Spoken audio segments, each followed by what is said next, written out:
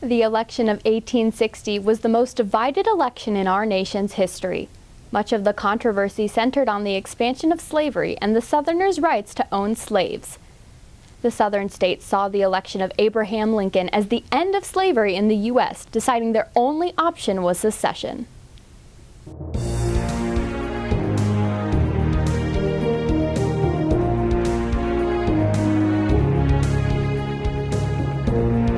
Abraham Lincoln was an unknown figure. He's made a couple of major addresses.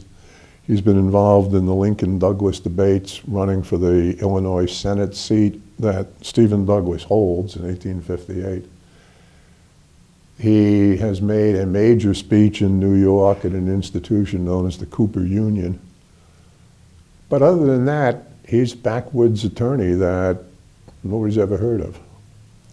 Then we've got Stephen A. Douglas running for the presidency. The 1858 Senate election is not the base of the Lincoln-Douglas debates in 1858, is not for the Senate seat. It's rather for getting Douglas's name out and making him a national figure so that he can win the Democratic nomination and win the presidency in 1860. You have four candidates running. Abraham Lincoln, the candidate for president for the new Republican Party, which had just been formed in 1854. Stephen A. Douglas, like Lincoln, also from Illinois, is the candidate for the Democrats, at least the Northern Democrats, because that party, they split in 1860. The Northern Democrats select Douglas as their nominee, whereas the Southern Democrats, who boycott the convention, they end up selecting John Breckinridge as their candidate. He's also running as a Democrat, so the Democratic Party splits in 1860. Breckinridge runs as a pro-slavery candidate. And then finally, you also have a guy named John Bell, who runs under the Constitution and Union Party, basically made up of old-line Whigs who weren't Republicans and know-nothings. Lincoln comes in. Lincoln, of course, wins the election. He receives a majority in the Electoral College, and he receives a plurality, but not a majority in the popular vote. He only receives 40% of the popular vote, mostly because his name doesn't even appear on the ballot in the southern states. Despite Lincoln's initial indifference towards the issue of slavery, the southern states believed that if he were elected, he would take away their right to own slaves. He makes no stand on the issue of slavery, but the fear of the South is that if Lincoln is elected, then he'll take our slaves away. So we're going to make, they wouldn't have used the term in 1860, we're going to take a preemptive move, a preemptive strike, and we're going to secede from the Union because of what we fear will happen. And Lincoln has never said anything like that. Lincoln is interested in, he's opposed to the institution of slavery, but not to the point where he's out to destroy it. South Carolina was the first state to secede from the Union in December of 1860, with 7 other states to follow before Lincoln's inauguration in March. Right, as soon as Lincoln is elected, the southern states, right, they choose civil war. The southern states claim to have seceded from the Union, and Lincoln, of course, always believed that the Union was unbroken, that there was no such thing as constitutional or legal secession. They refused to accept the constitutional results of the 1860 election. They refused to consent to the will of the constitutional majority. And Lincoln, in his first inaugural address, right, he'll make this very clear, that a minority refusing to accept the results of a constitutional majority.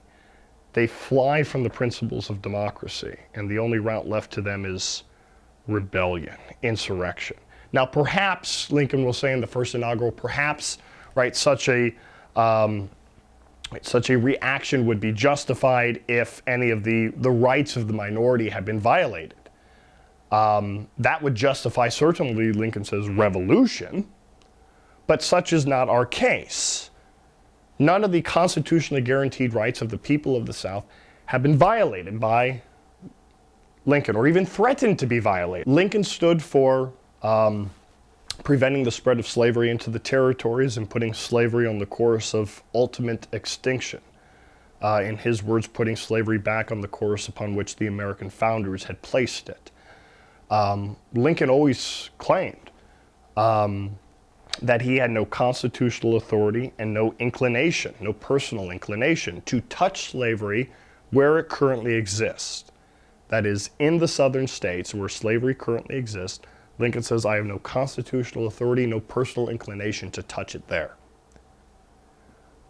But I do stand, Lincoln says, for the power of Congress to prohibit the expansion of slavery into the territories.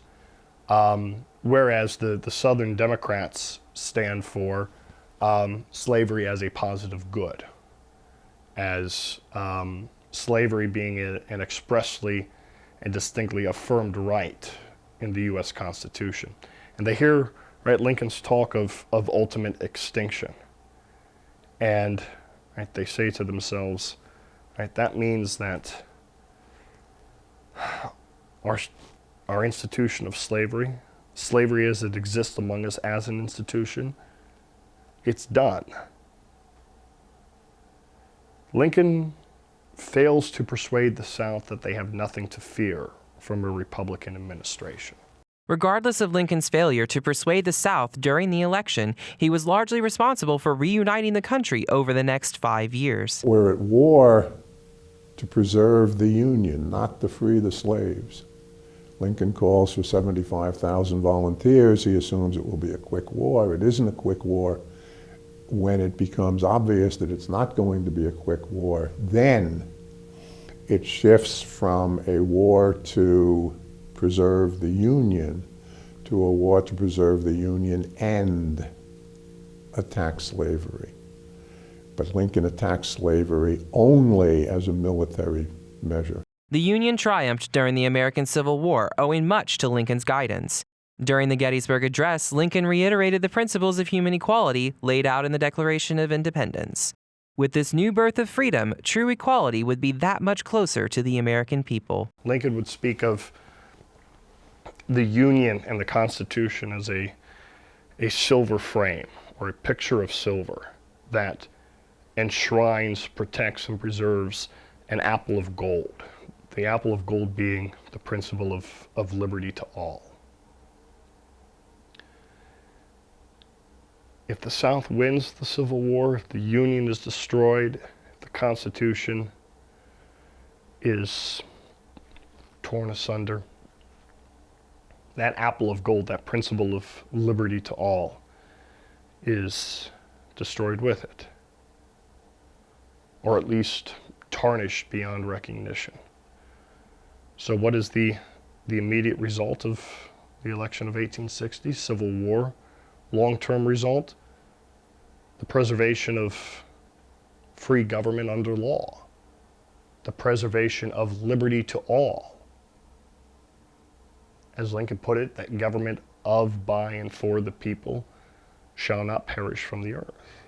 The 1860 election resulted in the most resistance from a losing party in U.S. history. The issue of slavery dominated the majority of Lincoln's presidency. However, his war to preserve the Union kept the dream of the American democracy alive.